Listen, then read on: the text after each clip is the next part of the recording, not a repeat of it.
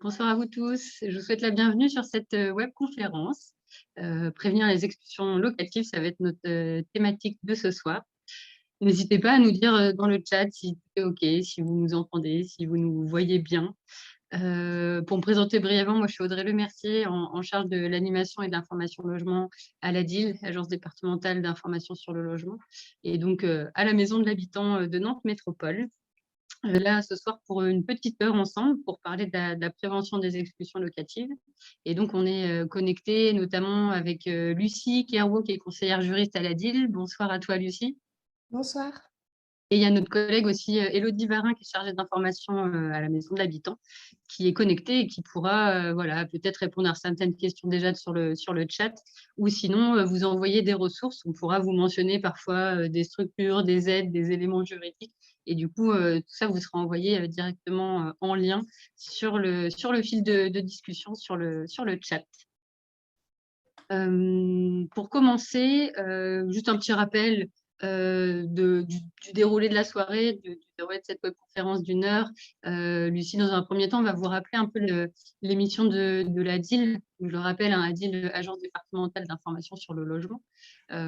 Cette soirée, d'ailleurs, organisée dans le cadre du pilotage de la Maison de l'Habitant, un lieu d'information sur toutes les thématiques du logement qui est situé en centre-ville de Nantes.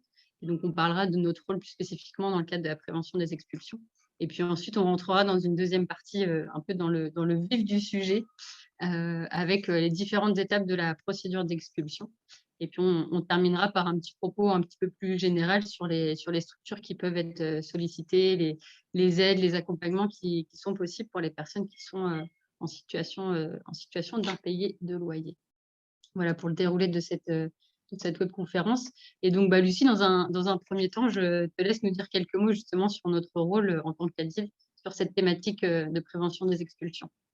Oui, merci Audrey pour la présentation.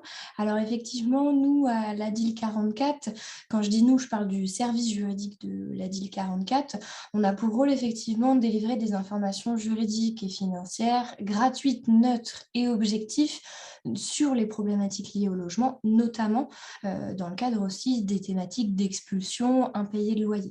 Rappelez sur la slide, effectivement, ce sont toutes nos modalités de contact, donc par téléphone, par mail, ou à la Maison de l'Habitant à Nantes sur rendez-vous en permanence ou bien aussi à l'agence de Saint-Nazaire sur rendez-vous également, en sachant qu'on intervient à tout stade de la procédure et pour n'importe quel motif effectivement des causes de procédure d'expulsion, que ce soit pour des impayés ou autres, ce qu'on va le voir effectivement tout à l'heure. On peut étudier les documents reçus, conseiller sur les réactions à adopter, les pistes d'aide et de soutien pour le rétablissement des situations des personnes. On intervient aussi sur un dispositif qui s'appelle les équipes mobiles prévention des expulsions, qui est une initiative du département portée par l'ADIL 44. On intervient dans le parc privé et dans le parc social à différentes étapes de la procédure, où en fait, notamment sur orientation de la CAPEX, on fait un aller vers le locataire et on réalise un diagnostic. On détermine aussi s'il y a besoin d'un accompagnement pour le locataire concerné. Merci Lucie pour ces premiers éléments. Et du coup, on va rentrer dans le vif du sujet. On pourra revenir un peu sur nos modalités plus tard. Si vous avez des questions, n'hésitez pas. Et justement, est-ce que tu peux déjà nous définir ce qu'est l'expulsion ? Alors oui, la définition de l'expulsion, c'est le fait de faire sortir une personne et d'évacuer ses biens, au besoin par la force, dans un lieu où elle se trouve sans droit. C'est effectivement une possibilité du fait qu'il existe le droit de la propriété, qui est un droit à valeur constitutionnelle en droit français. Et juridiquement, pour le propriétaire, c'est ce qu'on appelle une action en revendication de sa propriété. Et c'est une procédure, une action qui n'est pas susceptible d'être prescrite. C'est-à-dire qu'on peut faire ces démarches-là à tout moment. Même si la procédure est très encadrée, un propriétaire peut par exemple mettre en place une procédure d'expulsion pour un locataire qui ne paye plus depuis 10 ans. Et effectivement, cette procédure, elle se fait à l'encontre d'une personne qui est devenue ce qu'on appelle sans droit ni titre, c'est-à-dire qu'il ne peut plus revendiquer possibilité d'occuper légalement un logement. Généralement, c'est quand le contrat de bail est résilié par le juge, en sachant que dans notre intervention, on va surtout se focaliser sur l'expulsion d'une personne d'un local à usage d'habitation et aussi sur la procédure liée à une expulsion par rapport à des impayés. On ne traitera pas les autres locaux parce qu'on peut aussi être expulsé d'un logement, enfin d'un lieu qu'on occupe à titre commercial et on peut être expulsé pour une autre raison que les impayés. On a repris effectivement les différents motifs que j'ai déjà évoqués plusieurs fois, donc l'impayé de loyer ou de charge, le défaut d'assurance locative, il y a aussi le trouble de jouissance quand il y a en fait des troubles de voisinage dont le locataire est auteur, et aussi le défaut de respect de la destination des lieux loués. Alors ces termes-là, juridiquement, ne pas respecter la destination des lieux, c'est par exemple, on est titulaire d'un contrat de bail d'habitation, on ne peut pas exercer une activité professionnelle et on le fait. Ça, c'est un exemple de non-respect de la destination des lieux. On vous a mis aussi quelques chiffres sur les nombres de procédures d'expulsion et le nombre d'expulsions réalisées, en sachant effectivement qu'il y avait une baisse de nombre de procédures et de nombre d'expulsions depuis 2014, mais il y a eu un arrêt encore plus important avec toute la crise sanitaire et les dispositifs exceptionnels du gouvernement. Justement, donc tu nous le disais, hein, ce soir, on va être principalement sur le motif impayé de loyer. Avant justement de rentrer dans le vif de la procédure, est-ce que tu peux nous dire qui peut mettre en œuvre concrètement cette procédure? Alors effectivement, l'auteur de l'action en expulsion, c'est la personne qui peut la mettre en place et donc qui a la qualité pour agir en justice. C'est prioritairement le propriétaire du bien mis en location qui peut effectivement lancer cette procédure-là.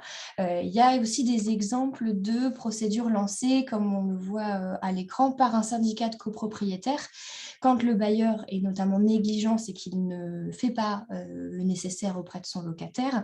Ça a été notamment le cas pour des troubles de voisinage, dont effectivement les voisins sont victimes, et aussi un ancien locataire, quand par exemple on était dans le cadre d'une colocation, l'un des locataires est parti et le locataire qui se maintient ne paye plus.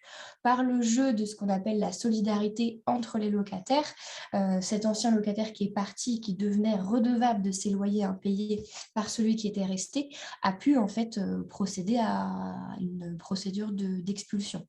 La logique, c'est que c'est prioritairement et quasi exclusivement le propriétaire, mais qu'une personne qui a un lien contractuel avec à la fois le bailleur et le locataire peut effectivement être à l'initiative de cette procédure. Sur effectivement, là encore, le côté juridique, action en expulsion, il y a 3 hypothèses possibles pour lancer une procédure en cas d'impayé de loyer. Ce sont les mentions en orange. Il y a l'assignation en référé, l'assignation au fond et le congé du bailleur. Dans la plupart des cas, c'est la première qui est effectivement mise en œuvre, c'est l'assignation en référé, notamment sur ce qu'on appelle la clause résolutoire, qui est une clause prévue dans la plupart des contrats de bail qui disent effectivement qu'en cas d'impayé, non-versement du dépôt de garantie, non-présentation de l'assurance ou trouble de voisinage, si le propriétaire fait un commandement de payer au locataire, le contrat est en fait automatiquement résilié. Le propriétaire, il doit ensuite saisir le juge. C'est le président du tribunal judiciaire qui doit constater effectivement que le contrat est résilié avec cette clause résolutoire. Ça, c'est la plupart des cas. On va le voir ensuite, on commencera effectivement la procédure sur le commandement de payer. Les 2 autres cas, c'est donc l'assignation au fond. Là, c'est en fait demander au juge d'apprécier la situation et de dire est-ce que le locataire a un manquement grave qui fait que le juge décide vraiment de la résiliation. Il ne constate pas, là, il la décide, il dit le manquement est suffisamment grave. Un exemple, c'est celui qu'on a vu tout à l'heure, c'est par exemple le non-respect de la destination des locaux. Et l'autre possibilité, c'est le congé du bailleur, mais qui peut se faire qu'à échéance du contrat de bail. Si effectivement il y a un impayé, le propriétaire peut dire que le contrat ne se renouvelle pas automatiquement et donner congé au locataire pour motif de non payé de loyer. Alors, avant d'intenter toute action, on peut aussi, passer par, une phase, amiable de règlement de cet impayé de loyer. Quels seraient, toi, tes conseils justement pour ce traitement amiable? Alors, les conseils, effectivement, que ce soit pour le locataire comme pour le propriétaire, c'est effectivement se mettre en relation quand la situation se présente, donc dès le premier impayé, même si c'est un impayé partiel. Ce qu'effectivement, nous, dans nos consultations, on constate souvent que le lien est rompu en fait, entre les parties locataire et propriétaire. Effectivement, il y a beaucoup de choses qui se jouent à ce niveau-là. Donc, rester en contact, dans la mesure du possible, négocier un plan d'apurement, c'est-à-dire un échéancier à l'amiable entre eux sur le rétablissement de la dette. Pour le locataire, c'est aussi continuer, dans la mesure du possible, à régler le loyer, même si c'est partiellement. Et c'est aussi faire part des difficultés, les raisons en fait au bailleur de cet impayé-là, quelle que soit la difficulté. Pour le propriétaire, faire appel à la garantie de loyer impayé ou au garant, c'est aussi ce qu'on appelle la caution. C'est la personne qui est tenue au paiement des loyers et charges du locataire s'il y a un manquement. Ça peut être une étape importante pour le propriétaire, notamment parce que dans les contrats d'assurance garantie de loyer impayé, il y a des délais qui sont effectivement mentionnés. À partir du premier impayé, il y a un délai pour contacter l'assurance. Faire appel effectivement à la CAF si le locataire effectivement bénéficie d'aide au logement, parce que la CAF peut effectivement intervenir comme un tiers et négocier, voire imposer un échéancier, et le propriétaire peut demander le versement directement des aides à lui si c'est le locataire qui les reçoit. Et là, plus sur le locataire, c'est effectivement les organismes auxquels il peut faire appel, comme le Fonds de solidarité pour le logement, s'il est effectivement éligible, notamment sous conditions de ressources. S'il y a des difficultés qui sont pluriel, s'il n'y a pas que des impayés de loyer, il y a des impayés d'énergie, d'autres factures, d'autres éléments. Ça peut être utile de déposer un dossier de surendettement pour effectivement demander un échéancier un peu plus global que la dette locative. Et là encore, pour le locataire, c'est envisager de changer de logement. Si effectivement les difficultés sont pérennes, peut-être que le logement, la grandeur du logement, la situation est plus, enfin, le logement est plus adapté, pardon, à la situation du locataire. Donc là encore, ça peut être des pistes. Pour le locataire également, on a vu le Fonds de solidarité pour le logement et la CAF MSA. Autre possibilité aussi, l'organisme qu'on appelle Action Logement, si le locataire est effectivement salarié d'une entreprise de plus de 10 salariés, en sachant qu'attention, là, à ce stade-là, au premier traitement amiable de l'impayé, si le propriétaire tente de contacter le locataire qui ne réagit pas, le propriétaire peut aussi décider d'envoyer une lettre recommandée pour rappeler, par exemple, la date de paiement du loyer qui est prévue au contrat de bail. Mais le fait que le locataire ne réponde pas ne suspend pas la suite des démarches et les possibilités de procédure pour le bailleur. Et donc, en effet, si cette, phase de traitement amiable, n'a pu aboutir, c'est là que va commencer, la procédure d'expulsion et je te laisse, justement nous parler de cette première étape qui est le commandement de payer. C'est ça, le commandement de payer, qui est l'étape du début de la procédure, obligatoire quand on est dans le cadre de la clause résolutoire, la possibilité, l'hypothèse qu'on a vue au début, où c'est la plupart des cas en pratique en termes de procédure. Le commandement de payer, en fait, c'est un acte d'huissier qui regroupe plusieurs mentions obligatoires, notamment le montant de la dette, le délai pour payer, en sachant que le délai pour payer, c'est au moins 2 mois. Et effectivement, ce document-là, il est signifié par huissier, c'est-à-dire délivré en main propre à domicile au locataire, si c'est effectivement possible. Si l'huissier ne réussit pas à le délivrer à personne à domicile, il laisse un avis de passage.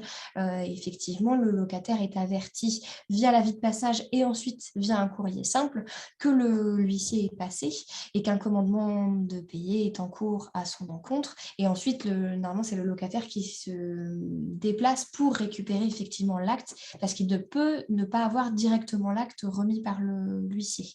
Là encore, comme je l'ai dit sur les éléments précédents, le fait de ne pas répondre et de ne pas honorer ce commandement-là n'empêche pas le délai de commencer à courir. À partir du moment où on a l'avis de passage dans la boîte aux lettres, là, le délai de 2 mois, enfin d'au moins 2 mois du commandement de payer commence à courir.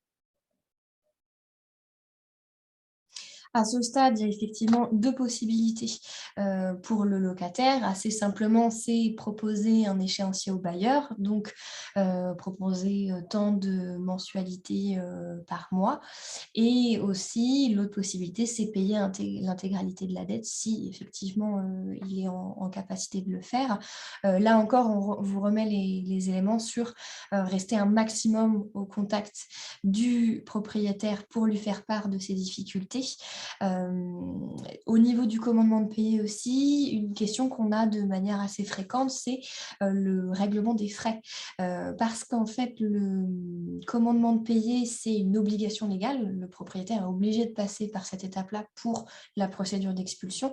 Le code de procédure civile d'exécution prévoit que les frais sont à la charge du locataire. Donc effectivement, il ne faut pas être surpris du côté du locataire de voir que dans le commandement de payer, il y a effectivement la synthèse de la dette locative à date de la délivrance de ce commandement de payer et aussi les frais de l'intervention de l'huissier. Et effectivement, si pas de paiement de la dette par le locataire, la procédure continue. Merci Lucie pour ces premiers éléments. En effet, si la procédure continue, du coup, on passe ensuite à l'étape d'assignation dont tu vas nous parler. Et j'en profite juste pour rappeler pour les personnes qui se sont connectées après, n'hésitez pas si vous avez des questions en cours de route, n'hésitez pas à les poser sur le chat. Lucie y répondra dans la foulée. Je te laisse nous parler de l'étape de l'assignation. Oui, merci Audrey. Ça, c'est l'étape du coup après le commandement de payer, l'hypothèse du locataire qui n'a pas réglé la dette comme le commandement le lui demandait. C'est l'assignation, c'est le terme juridique du document qui convoque le destinataire, en l'occurrence le locataire, à comparaître devant le juge. Là encore, c'est un document qui est remis en main propre par l'huissier ou avis de passage. C'est vraiment l'acte introductif au procès. Elle doit être délivrée au moins 2 mois avant l'audience. Cette assignation-là, elle est aussi accompagnée d'une notice d'information. À noter qu'à ce stade, effectivement, l'assignation est aussi notifiée au préfet au moins 2 mois avant l'audience. Sinon, l'assignation n'est pas valide.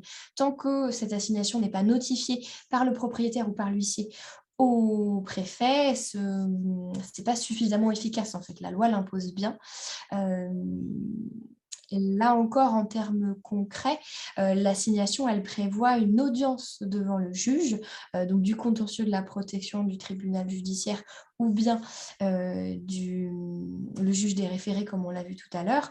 L'audience, c'est le bailleur, le locataire se présente à celle-ci. Concrètement, il y a une date, un lieu et une heure pour cette audience-là. Et la procédure est essentiellement orale. Le juge vérifie la dette et considère les demandes des parties.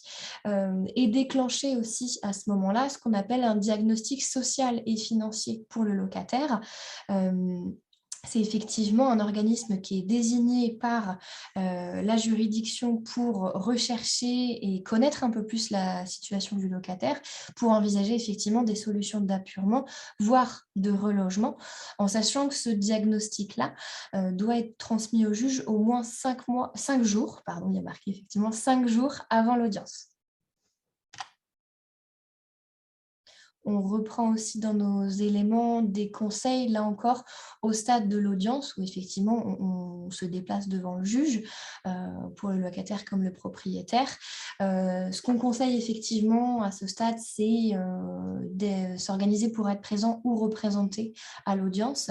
Vous pouvez être représenté par un avocat, d'un côté comme de l'autre, en sachant qu'à ce stade, ça n'est pas obligatoire.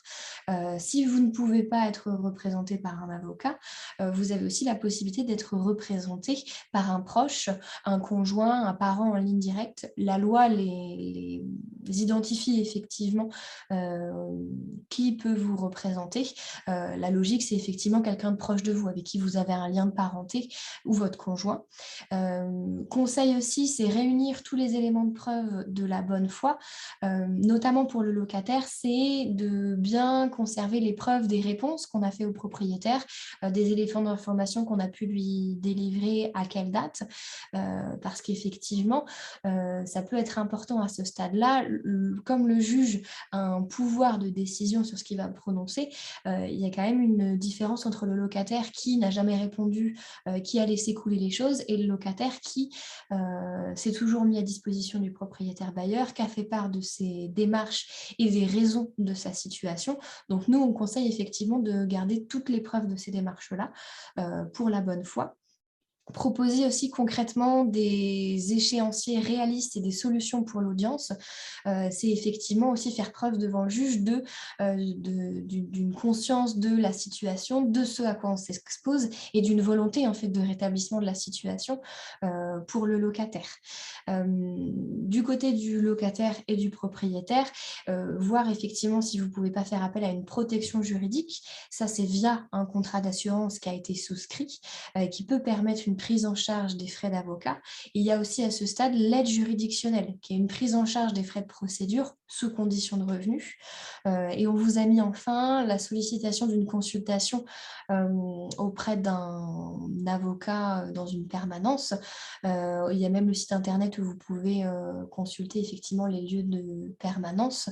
Et on n'a pas remis sur la slide parce qu'effectivement, on l'a vu en début. À ce stade-là aussi, n'hésitez pas à venir nous rencontrer au stade de l'audience du côté du locataire ou du propriétaire pour effectivement préparer un peu cette audience-là et les possibilités.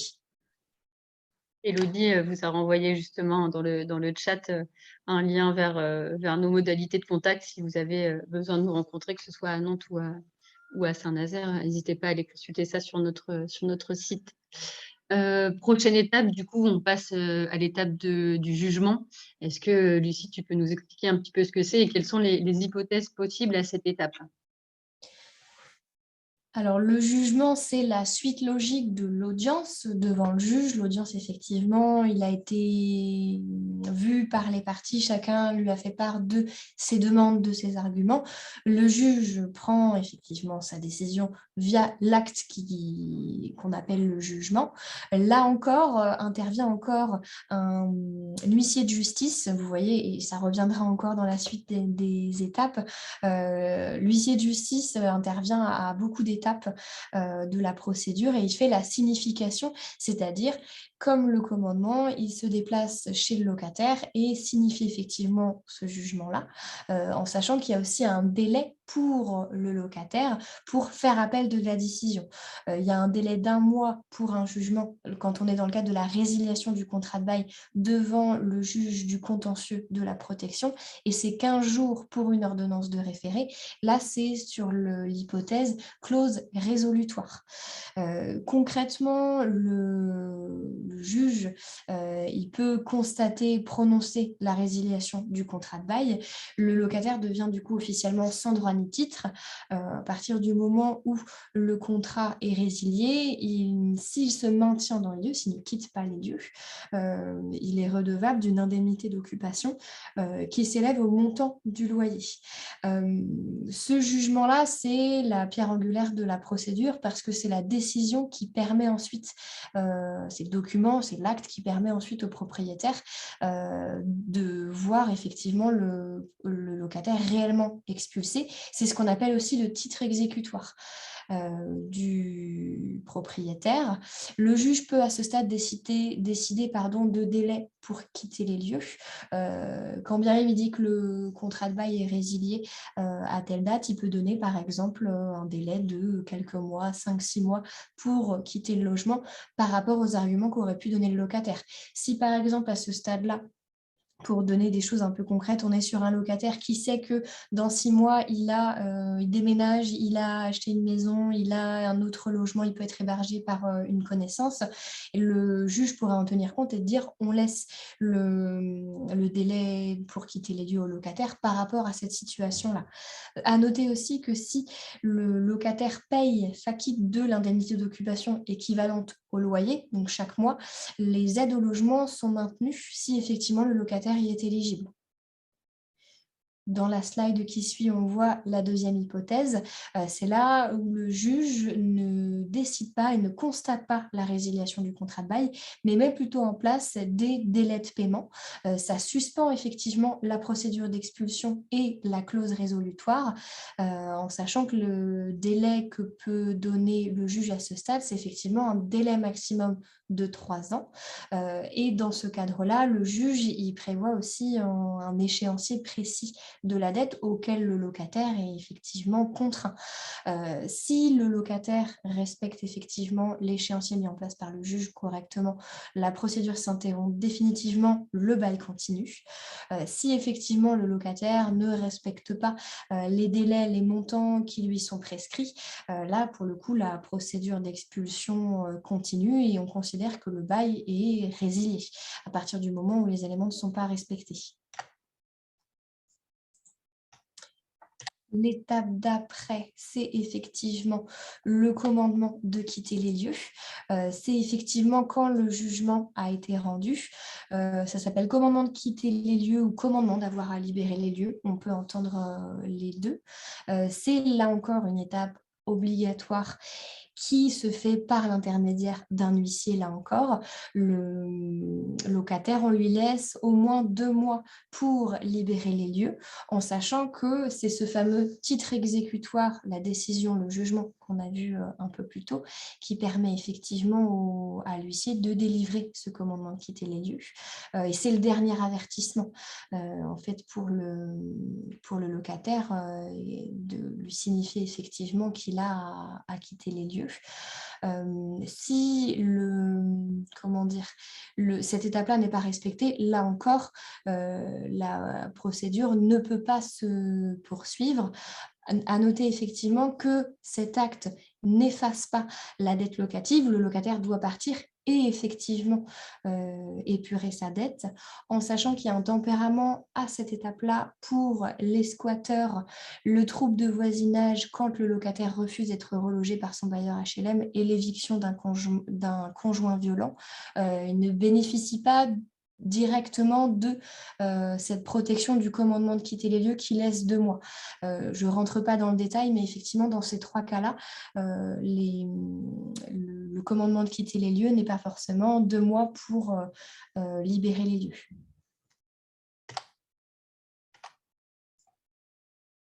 Alors, toujours sur le commandement de payer, à ce stade, donc le commandement de payer est signifié par un huissier et il doit à nouveau informer le préfet qu'un commandement d'avoir à libérer les lieux a été fait au locataire qui est devenu occupant sans droit ni titre.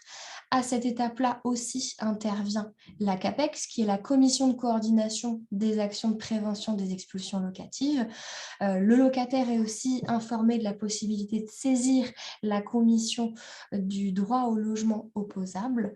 À ce stade-là également, quand le jugement a été rendu et que le commandement de quitter les lieux a été fait, le locataire peut faire une demande de ce qu'on appelle des délais de grâce pour avoir à quitter le logement.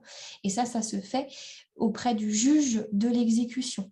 Le juge de l'exécution, là encore, autre étape où le locataire peut faire valoir une situation particulière, une fragilité ou des démarches qui sont en cours pour effectivement résorber la situation ou être relogé, par exemple.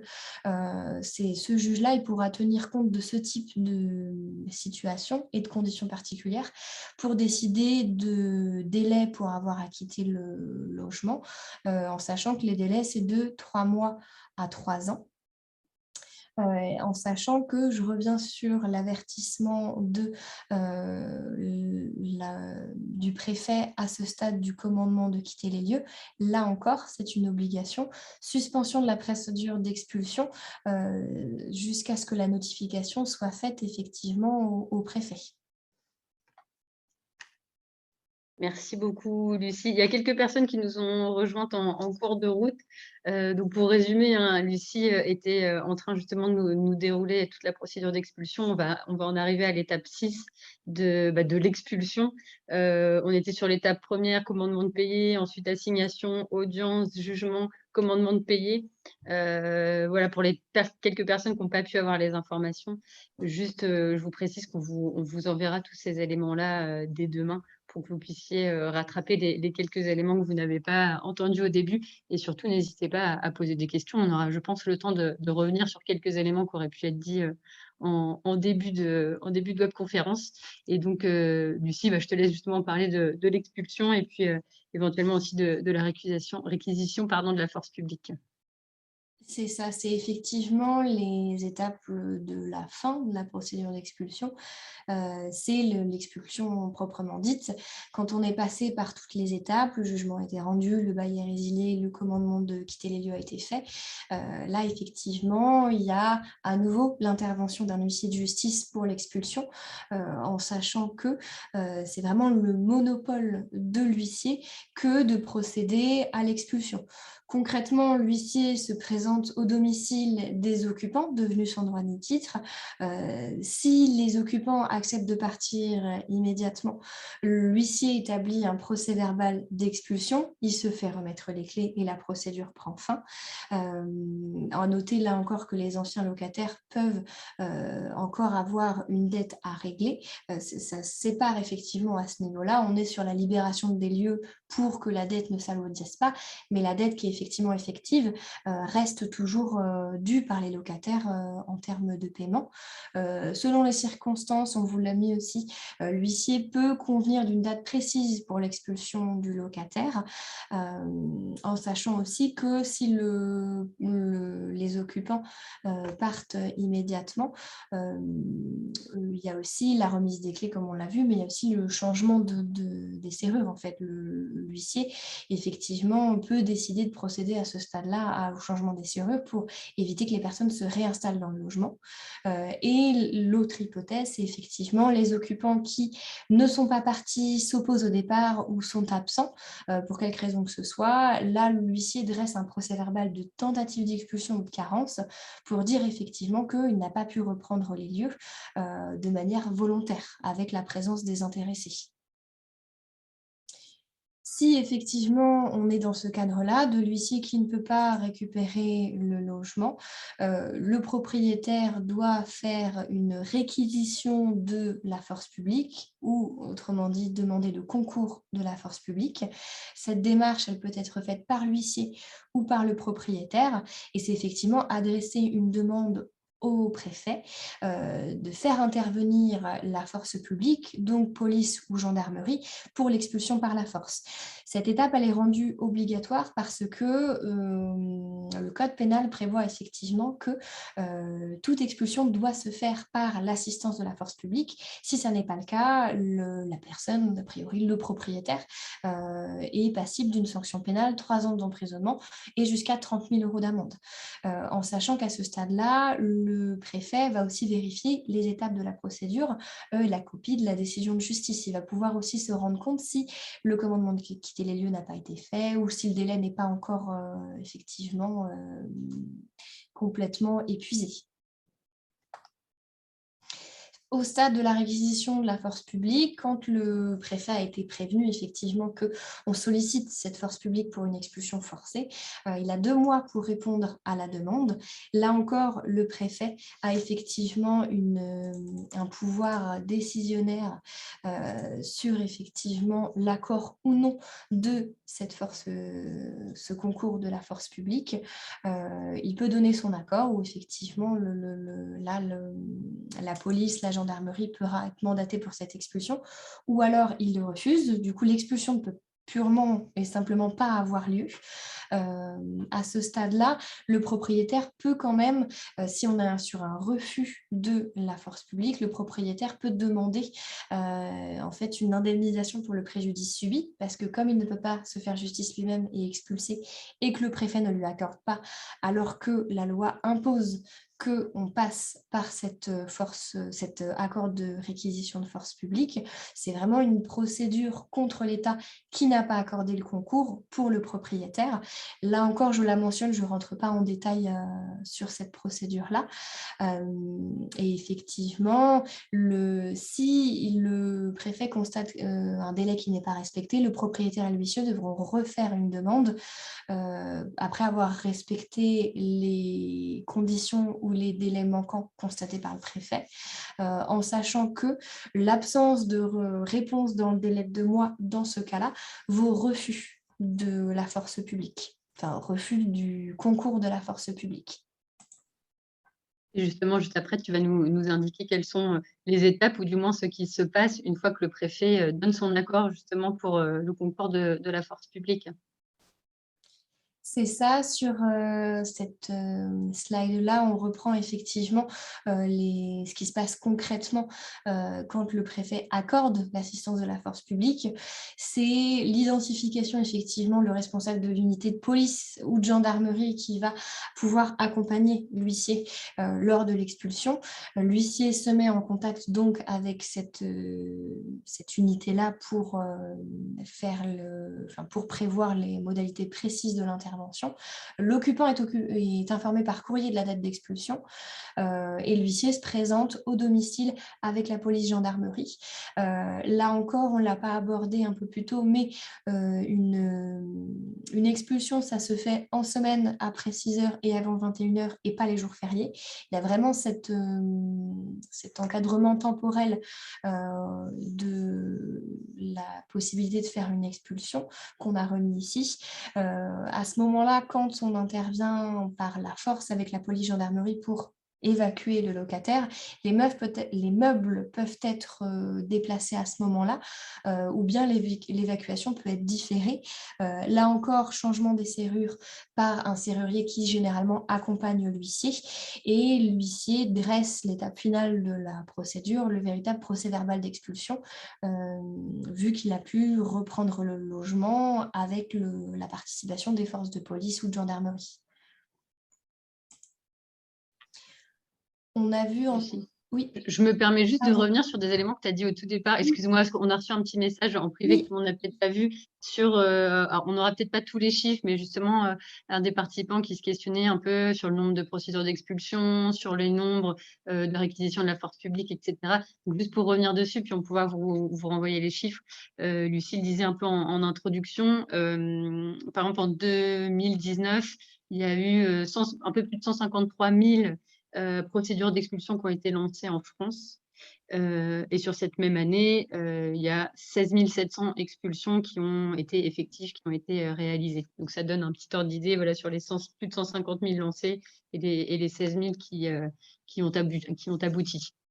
Je ne sais pas si Lucie, tu as éventuellement d'autres chiffres complémentaires ou pas. Mais pas plus que ceux qu'on pas avait plus que ça. effectivement vus Ça marche. en introduction. Après, effectivement, si les personnes sont intéressées, on pourrait regarder les informations sur la réquisition de la force publique et voir ce qu'on peut trouver à l'échelle nationale ou sur le département. C'est vrai que je n'ai pas directement cette information-là, mais on pourra revenir vers les participants. Tout à fait. On pourra envoyer ces éléments-là. Excuse-moi de t'avoir interrompu, je te laisse poursuivre justement sur ces quelques cas un peu particuliers qu'on souhaitait aborder. C'est ça, sur les cas particuliers, notamment la situation du contrat de bail avec un bailleur HLM, il y a une possibilité entre guillemets supplémentaire qui est à l'appréciation notamment du bailleur social de pouvoir le proposer, d'accepter en fait de le proposer. Quand le contrat de bail a été résilié, donc par le juge, le propriétaire bailleur peut décider de signer ce qu'on appelle un protocole de cohésion sociale qui suspend effectivement la procédure d'expulsion et qui met en place tout un échéancier, là encore, et qui permet ensuite de re-signer un contrat de bail après que le protocole de cohésion sociale a été signé. En termes de durée, c'est généralement 2-3 ans. Cet accord amiable, il vaut vraiment titre d'occupation pour le locataire. locataire. Le contrat de bail initial est résilié, mais il est détenteur d'un protocole de cohésion sociale. Et si c'est effectivement respecté, il permet d'avoir les aides au logement et à terme d'aller jusqu'à re-signer un contrat de bail avec le bailleur HLM. L'autre situation qu'on voulait effectivement aborder, c'est les situations de violence au sein du foyer. Je l'ai mentionné tout à l'heure, le conjoint effectivement qui est expulsé qui est expulsé en fait du logement conjugal ou du logement familial. Ça, c'est une procédure qui est mise en œuvre devant le juge aux affaires familiales suite à une ordonnance de protection de l'autre membre du couple. Le JAF, le juge aux affaires familiales, pardon, peut aller jusqu'à expulser le conjoint partenaire de Pacs ou concubin violent. Effectivement, la personne expulsée est moins protégée que dans la procédure qu'on a vue précédemment. Il n'y a pas de bénéfice de trêve hivernale qu'on verra ensuite dans le point d'après. Pour le commandement de quitter les lieux, il n'a pas de délai de 2 mois obligatoire. On peut lui demander de partir, de quitter le logement avant, notamment parce qu'on est dans le cadre de la protection de l'autre membre du couple. Il ne peut pas non plus obtenir de délai de grâce de maintien dans des lieux par le juge de l'exécution qu'on a mentionné tout à l'heure. Donc voilà, il y a cette particularité-là aussi qu'on peut rencontrer sur le conjoint violent qui me paraissait effectivement intéressant et nécessaire de mentionner. Et le dernier cas, c'est la situation de surendettement. Alors, il y a une articulation assez complexe entre les deux procédures, donc la procédure d'expulsion et la procédure de surendettement. Ce qu'il faut retenir, c'est quand le dossier de surendettement est en cours au jour de l'audience d'expulsion, le juge de l'expulsion, il va calquer ces délais aux mesures qui ont été décidées antérieurement par la commission de surendettement si le locataire a repris le paiement de ses loyers courants. Donc, il y a une dette qui est effectivement effective, elle est dans le cadre d'un dossier de surendettement donc connu de la commission, mais si le locataire a repris le paiement de ses loyers, le juge est effectivement tenu à ce qui est décidé par la commission. Et inversement, si le dossier de surendettement est mis en place après l'audience d'expulsion, les délais accordés par la commission se substituent à ceux accordés par le juge dans le cadre de l'expulsion avant. En sachant qu'on vous a mis effectivement le logo de l'association Crésus à ce niveau-là, parce que c'est une association qui est effectivement spécialisée sur le département dans l'accompagnement en cas de dossier de surendettement. Et ce qu'il faut retenir effectivement, c'est que si vous êtes face à ce type de situation, si un dossier de surendettement est déjà constitué ou on envisage de le faire parce que les difficultés sont un peu plus comment dire, diverses et qu'il n'y a pas qu'une dette locative. Moi, je vous invite à vous rapprocher d'un juriste ou de Crésus, de la DIL 44, etc. pour faire le point sur cette situation-là parce qu'il y a une articulation qui peut être un peu complexe au niveau du surendettement. Merci Lucie. Pour finir sur cette deuxième grosse partie de notre webconférence sur la procédure d'expulsion, on voulait faire un petit focus aussi sur la trêve hivernale. C'est quelque chose dont on a tous entendu parler, qu'on peut connaître plus ou moins dans les grandes lignes. Mais justement, quel est l'impact en fait de la trêve hivernale sur la procédure d'expulsion ? Alors effectivement, on entend souvent parler de la trêve hivernale qui est un sursis légal à l'expulsion proprement dite du locataire. Elle va du 1er novembre au 31 mars de l'année suivante. Concrètement, cette trêve hivernale, elle implique que l'expulsion proprement dite, donc la visite de l'huissier pour effectivement demander au locataire de partir, ne peut pas avoir lieu pendant cette période-là. À noter que les autres étapes de la procédure, le jugement, la réquisition, le commandement de quitter les lieux peuvent avoir lieu pendant ce délai de suspension. C'est juste qu'effectivement, si à ce stade-là, le locataire s'est toujours maintenu dans les lieux, par exemple, un commandement de quitter les lieux qui a été notifié, qui finit par exemple le 1er janvier, et ben, on devra attendre le 1er avril pour effectivement demander à l'huissier de se présenter au logement concerné pour faire l'expulsion. Ça ça reporte, ça suspend effectivement cette possibilité-là, mais les autres étapes de la procédure peuvent avoir lieu. On peut avoir une audience concernant une expulsion un 24 novembre, par exemple, il n'y a pas de suspension de toute la procédure. Donc, il faut bien garder ça à l'esprit, ce tempérament-là. Là encore, il y a des exceptions. Les squatteurs qui sont effectivement des personnes qui ne sont pas titulaires d'un contrat de bail, donc entrées sans droit ni titre dans les locaux.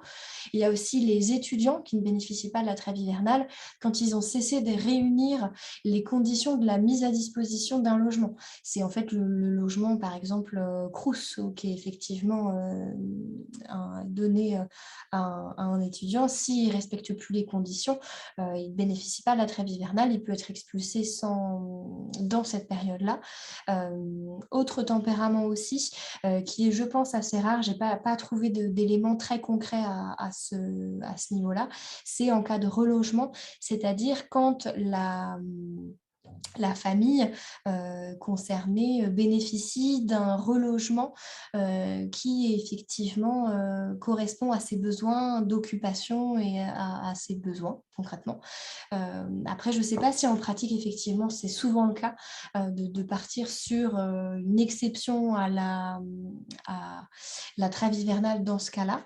Et il y a aussi, qu'on n'a pas abordé un peu plus tôt, c'est ce qui est l'inoccupation prolongée du logement, ce qui est parfois aussi appelé l'abandon manifeste. C'est quand on se rend compte que le locataire a quitté le logement, donc il ne paye plus le loyer. Et en fait, on est sans nouvelles du locataire. Ça, c'est une autre procédure un peu en marge de tout ce qu'on a pu voir sur cette procédure très, très précise avec des étapes et des délais particuliers.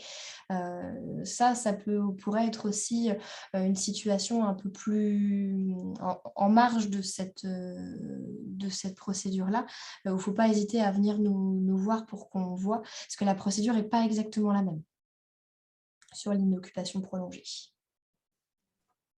Ici, on a justement une question qui est arrivée là sur le chat de Chantal, donc qui demandait si on avait parlé des squatteurs. Pour le moment, on n'en a pas forcément encore précisément parlé, qui demandait quelle était la procédure en fait dans le cadre d'une résidence secondaire qui est squattée.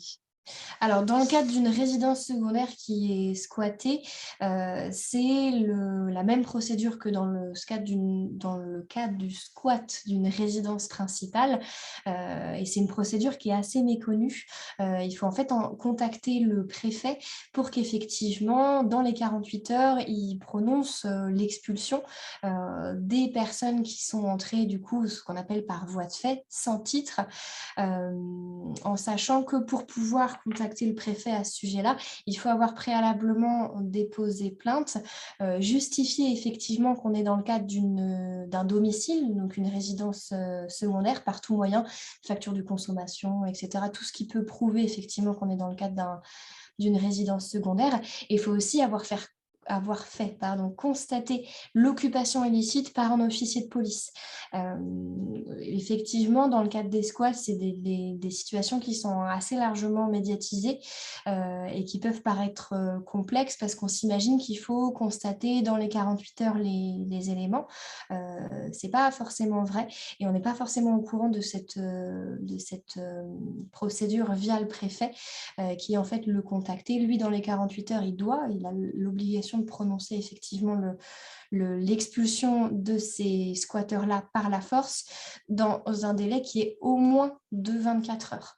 Mais le problème, c'est effectivement rapporter la preuve du fait que ce soit le domicile, que l'occupation elle est illégale, en sachant plus qu'il est possible parfois qu'il y ait un bail verbal. Et généralement, les squatteurs vont jouer sur ce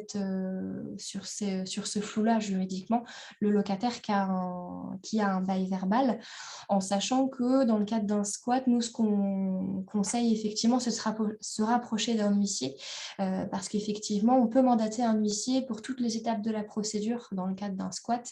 Et ça, c'est effectivement une nouveauté dans la législation française depuis février 2022, ou si je ne dis pas de bêtises, en tout cas très récemment, de pouvoir mandater un huissier pour toute cette procédure-là. Merci pour cette réponse très complète. Il y a une autre question qui arrive en même temps de Gauthier qui demande ce qu'est un bail verbal. Alors, un bail verbal, c'est comment dire, c'est le fait de faire reconnaître que quand bien même il n'y a pas d'écrit sur une relation contractuelle entre bailleur-locataire, en fait, il y a effectivement un bailleur dans cette situation et un locataire. La loi de 89, qui est effectivement la loi générale sur les rapports bailleur-locataire, impose effectivement qu'il y ait un bail écrit, et dans la plus grande partie, enfin dans la grande majorité des cas aujourd'hui, on est effectivement sur un bail verbal, déjà parce que c'est conseillé et ça apporte une vraie sécurité juridique. On a pu le voir dans le cadre du squat, mais le bail verbal, c'est en fait la situation de fait où il y a un locataire qui paye tous les mois à une échéance qui est convenue à l'oral entre les parties son contrat de bail, il occupe le logement. Le propriétaire, lui, reçoit le paiement des loyers, va parfois jusqu'à faire des quittances. Le locataire a son assurance locative. C'est en fait exactement la même situation, mais concrètement, il n'y a pas d'écrit qui le formalise. C'est ce qu'on appelle un bail verbal. J'espère que ça répond à la question et aux questions précédentes aussi. Je pense que oui. Chantal, en tout cas, remercie pour la réponse. Donc, je pense en effet que ça répondait bien à sa question. Merci beaucoup, Lucie. On a fini sur cette partie-là. Si jamais il y a d'autres questions qui arrivent, hein, n'hésitez pas, on essaiera d'y répondre. Et pour terminer, on voulait vous donner quand même quelques éléments d'information sur les différentes structures qui existent, qui peuvent intervenir sur voilà, tout ce champ de la prévention des expulsions. Certains d'entre vous, je sais qu'il y a des professionnels connectés ce soir, la connaissent certainement déjà, mais on voulait quand même vous donner, vous dire quelques mots, vous donner quelques informations sur la CAPEX, qui est la commission de coordination des actions de prévention des expulsions locatives en Loire-Atlantique. Elle a été créée en 2010 déjà pour traiter vraiment les situations les plus complexes de personnes qui sont menacées d'expulsion. Alors, son rôle, il n'est pas de se substituer à tous les dispositifs qui peuvent déjà exister, mais plutôt d'essayer de faire émerger des pistes, des solutions, justement pour traiter ces situations qui sont les plus complexes. Donc, elle n'a pas de pouvoir décisionnel, mais elle est là pour pouvoir formuler des avis, adresser des recommandations sur les situations de tout ménage qui sont en impayé de loyer, locataire, qui soit en résidence sociale, qui soit en pension de famille, etc. Tout type de situation peut être balayé dans le cadre de la CAPEX. Et donc, je disais, donc, pas de pouvoir décisionnel. Par contre, elle peut formuler des avis. Donc, pour donner des exemples, ça peut être rétablissement des APL, sur les ZFSL, et sur adresser des recommandations. Ça peut être par exemple sur la prise en charge par le ménage, par le locataire, par le SIAO, un relogement, une transmission à la Banque de France. Voilà, c'est sur ces éléments-là que la CAPEX peut intervenir. Et sur la saisie de la CAPEX, alors, elle peut être saisie directement par les bailleurs, par un organisme cautionneur, par les membres de la commission en tant que telle ou des travailleurs sociaux. Par contre, pour les locataires en tant que tels, il est demandé vraiment de se rapprocher d'un travailleur social avant de saisir la CAPEX. Et pour donner juste quelques petits éléments complémentaires, cette CAPEX, cette commission, justement, elle est vraiment constituée donc, de l'État, du département, des communes dans lesquelles des situations peuvent émerger, de la CAF, de la MSA, et puis divers acteurs qui sont un peu experts et qui interviennent justement dans le cadre de la prévention des expulsions. Par exemple, la DIL est membre et assiste également à la CAPEX. Voilà ce qu'on voulait vous donner comme élément d'information sur cette commission. Ce qu'on voulait faire passer aussi comme message ce soir, en tant que professionnel, vous pouvez être amené aussi à passer auprès des personnes que vous accompagnez, ou s'il y a des locataires ou des propriétaires qui sont connectés aussi avec nous. C'est vraiment de se dire que malheureusement, ces situations-là, elles peuvent arriver à tout le monde à un moment ou à un autre de la vie parce que aléa personnel. Il n'y a pas de honte à avoir, et plus vite on se saisit de ces problématiques-là, plus vite aussi on a des chances derrière de trouver des solutions. Lucie a parlé de toute la phase amiable aussi en début de votre conférence, et elle l'avait redit, de vraiment rester en lien avec son bailleur, rester en lien avec son propriétaire et ne pas hésiter à demander de l'aide, à demander des aides puisqu'il en existe. Donc voilà, il ne faut pas rester seul dans cette situation qui risque de s'envenimer justement si on ne s'en saisit pas assez tôt. Et on peut le préciser parce que peut y avoir aussi la question, mais ce sujet-là n'a pas de lien non plus avec le droit parental, parce qu'il y a aussi pas mal de personnes qui qui font le lien de se dire, je suis j'ai des impayés de loyer, je suis dans une procédure d'expulsion. Est-ce qu'on va pas aussi me retirer mes enfants? On est vraiment sur 2 sujets différents et c'est pour ça qu'il est important aussi de le repréciser. Donc on vous mentionne là juste, quelques structures, hein, qui peuvent, et certaines d'entre vous en font peut-être partie, qui peuvent, intervenir à un moment ou un autre justement pour venir en aide, en appui à des ménages, en difficulté. Donc il y a notamment les aides du Fonds de solidarité logement.